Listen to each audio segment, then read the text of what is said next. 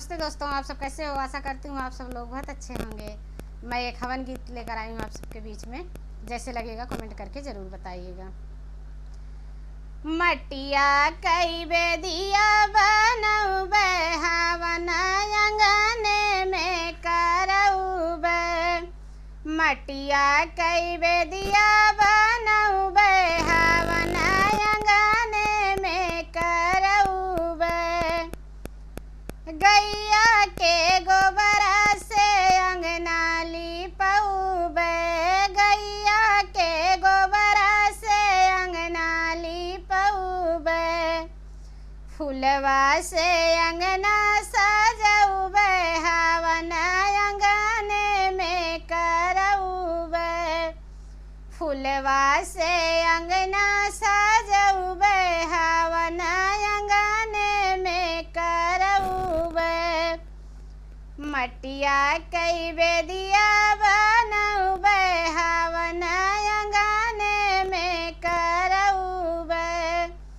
मटिया से बेदिया बनऊबे हवन अंगने में करऊबे। मलिया से जाके फूलवा लाइब। मलिया से जाके फूलवा ले आइब। रची रची बेदिया सजऊबे हवन अंगने में करऊबे। रची रची बेदिया सजऊबे हवन अंगने में करऊबे। मटिया कई बेदिया बनऊबे हवन अंगने में करऊबे। मटिया कई बेदिया बनऊबे हवन अंगने में करऊबे।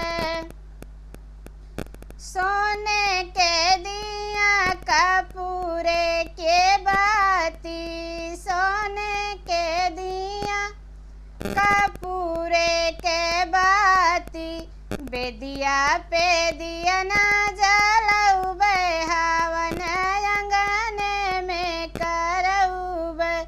बेदिया पे दिया ना जलऊबे हवन अंगने में करऊबे।